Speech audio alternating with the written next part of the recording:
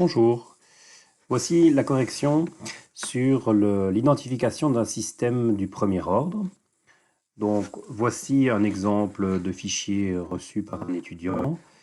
Ce qu'il y a de possible avec cette identification, c'est de pouvoir vérifier par soi-même si c'est correct. Donc le but de l'identification, c'est de déterminer une fonction de transfert qui est en fait un modèle mathématique qu'on pose sur un relevé expérimental. Et donc ce modèle mathématique, on peut vérifier qu'il est correct en superposant la réponse modélisée à la réponse réelle. Si on regarde ce graphique-ci, on voit tout de suite qu'il y a une différence très nette entre le modèle et la courbe réelle. Donc on peut en déduire tout de suite qu'il y a un souci au niveau de l'identification. Donc je vous propose de partir du fichier brut d'essai à partir d'un échelon en boucle ouverte et de voir comment on identifie les choses pas à pas en utilisant différentes méthodes. Donc voici le fichier brut. Alors on voit que on a réalisé un échelon de sortie régulateur d'une valeur 42,29, on va dire, à 50. Donc je vais déjà tout de suite mémoriser le out initial, qui est de 42,289 fois 5. Les décimales n'ont pas une importance capitale. Et le out final est de 50. Voilà. Donc on a un delta out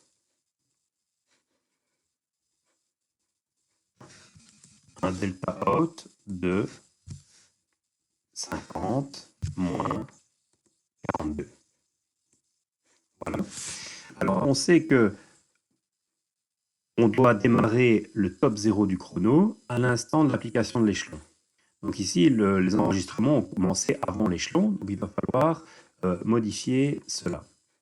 Alors le ActiveOut, je n'en ai plus besoin, donc j'ai mémorisé les valeurs de départ et de fin, donc je vais supprimer pour élaguer les données dont je n'ai pas besoin. Ici, on peut peut-être simplifier la notation et simplement indiquer que c'est la process value. Ah oui, par contre, ce qui ne convient pas, c'est que je ne sais plus à ce stade-ci où avait démarré l'échelon. Donc on va d'abord supprimer les choses ici. On va supprimer les lignes qui correspondent à 42,28, puisque nous, on veut uniquement les données à partir de l'application de l'échelon. Donc voici, et maintenant je peux supprimer mon ActiveOut, remplacer ici le texte par PV.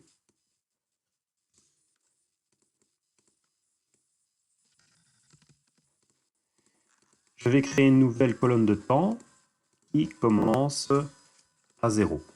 Ici c'est PV. Donc voici. Et ici, elle commence à 0, donc c'est ce temps-là, moins ce même temps, mais qu'on va figer, donc à $2. Je vais étendre la sélection jusqu'à la fin de l'essai.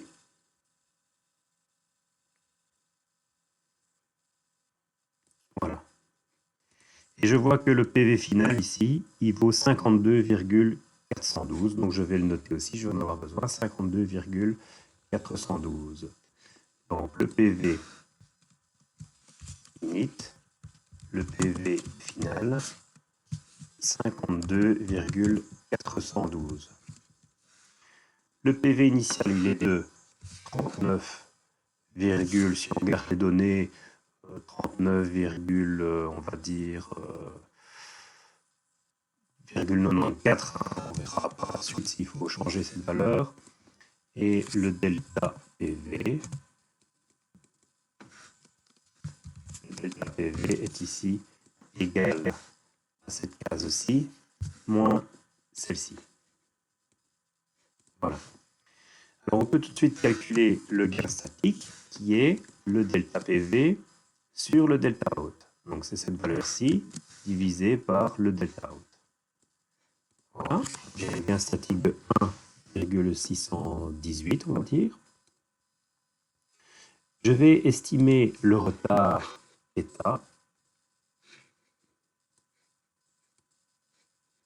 en secondes en traçant le début de la courbe.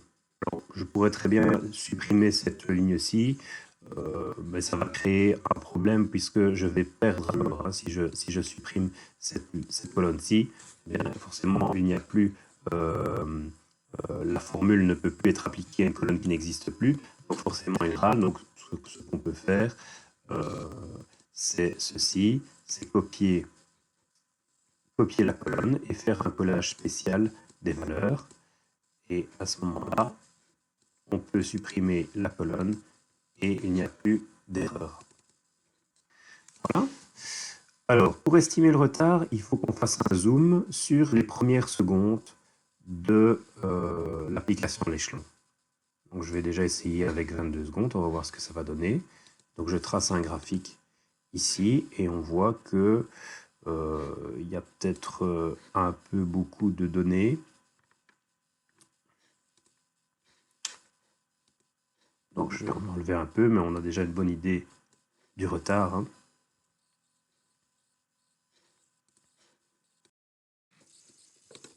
Le retard, il est d'environ 5 secondes.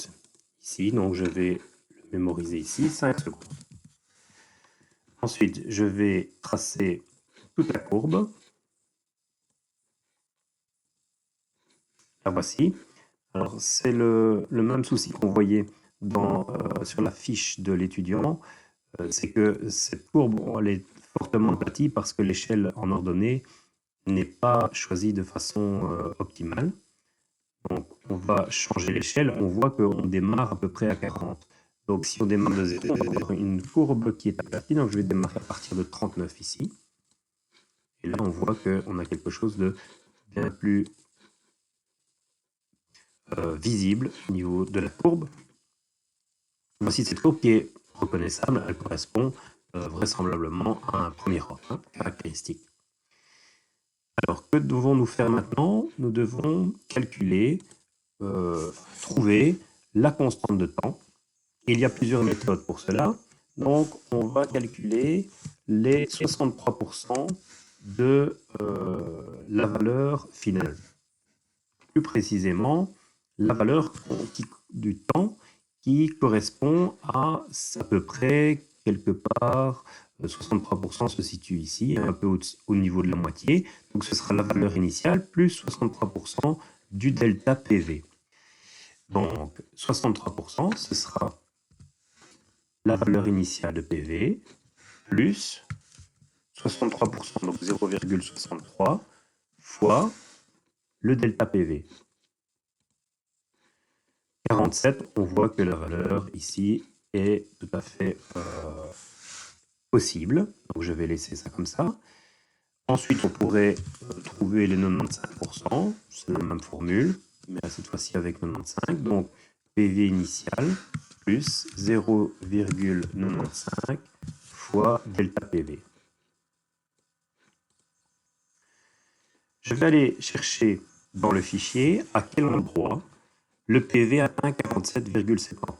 Et ce temps auquel on va retrancher le retard sera la constante de temps estimée par cette méthode. Donc, le taux, on va dire par la méthode 63%. Alors, cherchons 47,8, on va dire, 47,8. Donc, 47,8, il est quelque part ici. Voilà, je dirais ici quelque part. Voilà. Donc 145,478. Donc 145,478 moins le retard. Donc moins, donc on va mettre une formule.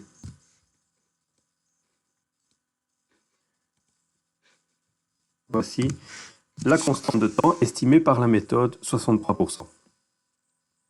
On sait qu'il y a une autre méthode qui provient du logarithme népérien de l'écart. Et on va la tenter, cette méthode. Donc, il faut d'abord qu'on ait la colonne de ln de l'écart, ln de l'écart, qui n'a rien à voir, je répète, avec l'erreur SP-PV, puisque ici, il n'y a pas de SP, on est en boucle ouverte. Alors, l'écart, c'est la valeur de PV final. L'écart, c'est l'écart entre PV final et la courbe, tout au long de l'essai. Donc, c'est PV final moins le PV qui change à chaque instant. Et par contre, le PV final, il faut le figer. Donc, je vais mettre J$3. Et je vais étendre mon calcul. Alors, on sait que il ne faut pas y aller jusqu'au PV final parce que à partir du moment où l'écart est trop petit, on a des valeurs de ln qui deviennent incohérentes.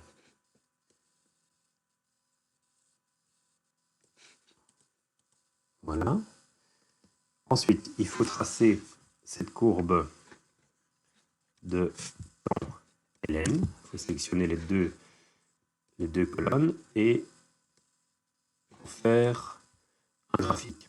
On voit qu'ici, on n'a peut-être pas assez de données, donc on va en prendre tout de même plus.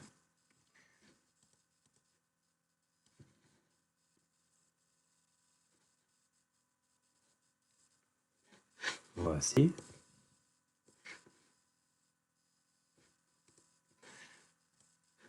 Alors, ici, bien sûr, ça ne donne pas une droite parce que on a oublié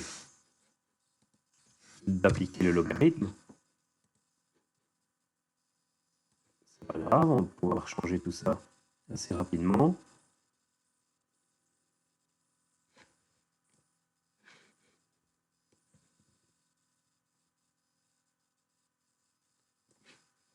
Et là, on voit la droite qui apparaît. Et on pourrait afficher plus de données, mais on voit qu'on a déjà une tendance. L'important, c'est d'avoir la pente. Donc, qu'on la fasse sur 50 secondes ou sur 500 secondes, ça ne change pas grand-chose. Je vais quand même enlever les premières données qui correspondent au retard. Voilà. Ici, c'est peut-être pas nécessaire cette fois-ci d'avoir des données jusqu'à 1000 secondes alors que je les affiche, elles sont utiles jusqu'à 400. Donc, on va changer ici le format de l'axe et on va dire qu'on termine vers 500 peut-être. Voilà. Ensuite, j'aimerais avoir la courbe de tendance de cette courbe ln de l'écart de façon à voir la pente. Donc je fais ajouter une courbe de tendance, trendline, et je vais lui demander d'afficher l'équation. Voici l'équation de la courbe, de la droite plutôt, et je vais demander cette fois-ci d'avoir plus de décimales.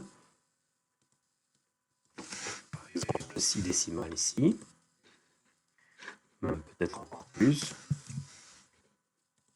Voilà. Et ce qui m'intéresse, c'est le coefficient angulaire qui est ici. On sait que l'inverse de ce coefficient est la constante de temps. Donc, on va dire taux à la méthode ln, c'est moins la pente. Donc la pente, je vais la noter ici. Et voici la pente. On va mettre un moins pour être tout à fait rigoureux. Et ici, la constante de temps, c'est moins 1 divisé par cette valeur-ci. Et on voit qu'on a une valeur qui est assez semblable à l'autre méthode, à 9 secondes près. Donc 9 secondes sur 140, ça n'est pas une différence énorme. Maintenant, j'ai mon gain statique, j'ai mon retard, j'ai ma constante de temps, donc je peux écrire ma fonction de transfert. On peut la noter ici. Hein. Donc, fonction de transfert.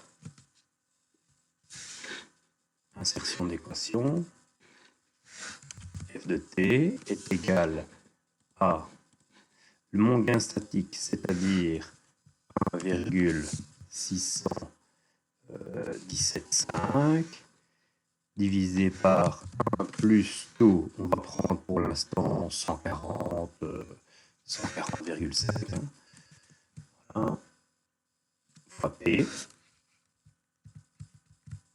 fois l'exponentielle de moins θ, c'est 5 secondes, fois P. Voilà ma fonction de transfert. Supposée, maintenant je vais voir si elle est correcte.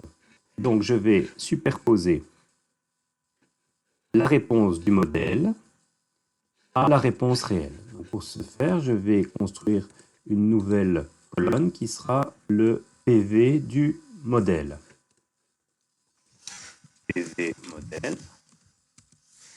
Et je sais que je peux le construire à partir de 5 secondes, parce que je sais qu'avant 5 secondes, en fait, j'ai un plat qui correspond au retard. Donc je vais le faire ici. Égal. Alors, la formule, c'est A, c'est-à-dire l'amplitude de l'échelon, fois le gain statique, fois, entre parenthèses, 1 moins l'exponentielle de moins t sur taux. Donc, l'amplitude de l'échelon, c'est le delta out, fois le gain statique. Tout ça doit être figé, donc je vais mettre les dollars, fois 1 moins l'exponentielle de moins t, donc moins le temps, il est ici le temps, c'est à 14, moins t divisé par taux. Alors, je vais prendre celui-là pour essayer. Celui-ci. Le temps doit évoluer, par contre, le taux doit rester fixe. Donc je vais lui rajouter le dollar. Voilà. J'applique cette formule-là jusqu'au bout de mes données.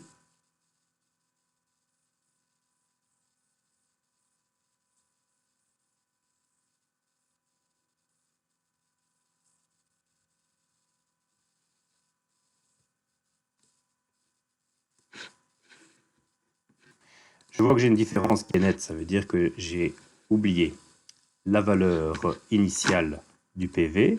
Donc c'est pas grave, on va l'ajouter ici. Donc c'est PV initial plus,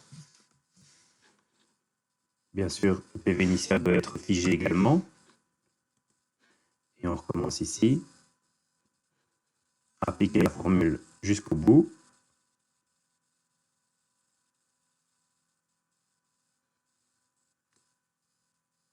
Et voilà. Là, je vois que j'ai une correspondance entre le PV du modèle et le PV réel. Donc là, j'ai une indication comme quoi ça devrait être relativement correct. On va cette fois-ci créer un graphique des deux courbes superposées, celle du PV du modèle et celle du PV réel. Donc, insertion, courbe, nuage de points. Je vois qu'il y a une correspondance. Maintenant, je vais clarifier les choses en changeant l'échelle de l'axe ici et en commençant à 39. Voici la preuve que mon modèle est correct. Je vois que je termine vers la bonne valeur, ce qui veut dire que mon gain statique est correct. Et je vois que la courbe suit quasiment la courbe réelle, ce qui veut dire que c'est bien un premier ordre. Donc voilà mon identification qui est faite. Ma fonction de transfert ici, je peux dire qu'elle est valide et qu'elle correspond bien à la réalité de mon essai.